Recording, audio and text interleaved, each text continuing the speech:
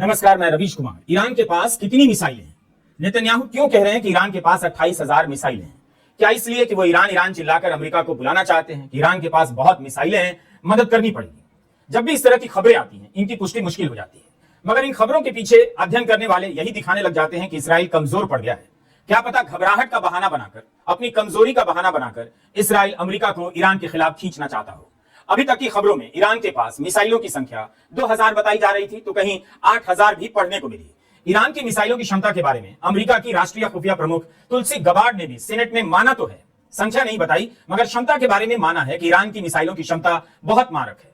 तुलसी Gabbard ने कहा है कि ईरान ने बैलिस्टिक और क्रूज मिसाइलों को विकसित कर लिया है और उसके पास मध्य पूर्व में अमेरिकी सैनिक ठिकानों को भी टारगेट करने की क्षमता है।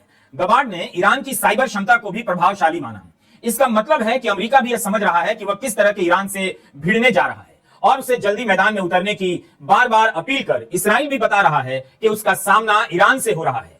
अब देरी नहीं की जा सकती। Iran has developed and maintains ballistic missiles, cruise missiles, and UAVs, including systems capable of striking U.S. targets and allies in the region.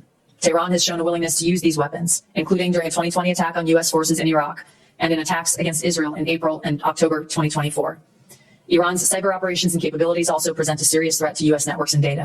तो अमेरिका मान रहा है कि ईरान ने साइबर ऑपरेशन में इतनी मजबूत क्षमता हासिल कर ली है कि वह उसके नेटवर्क को भी टक्कर दे सकता है। 21 जून की खबर है कि ईरान ने इसराइल के खिलाफ साइबर युद्ध तेज कर दिया है। हिंदुस्तान टाइम्स ने लिखा है कि इसराइल में कई जगहों पर प्राइवेट और पब्लिक सिक्योरिटी कैमरे को हैक कर लिया गया है। इन कैमरे को कंट्रोल कर ईरान हिसाब लगा रहा है कि इसराइल के भीतर उसकी मिसाइलों का कितना असर हुआ है।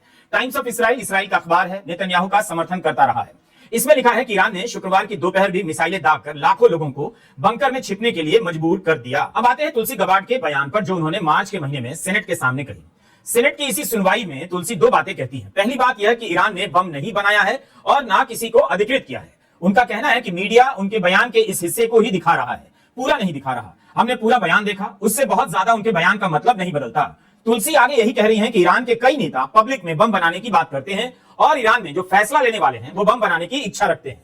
बम बनाने को लेकर पब्लिक में बातें करना, इच्छा रखना कारण नहीं हो सकता कि ईरान को बम बनाने का अपराधी घोषित कर दिया जाए और हमला कर दिया जाए। डीआईसी प्रमुख तुलसी गबार्ड भी यही कह रही हैं कि बम नहीं बना रहा है। The IC continues to assess that Iran is not building a nuclear weapon, and Supreme Leader Khamenei has not authorized the nuclear weapons program that he suspended in 2003. The IC continues to monitor closely if Tehran decides to reauthorize its nuclear weapons program. In the past year, we've seen an erosion of a decades-long taboo in Iran on discussing nuclear weapons in public, likely emboldening nuclear weapons advocates within Iran's decision-making apparatus.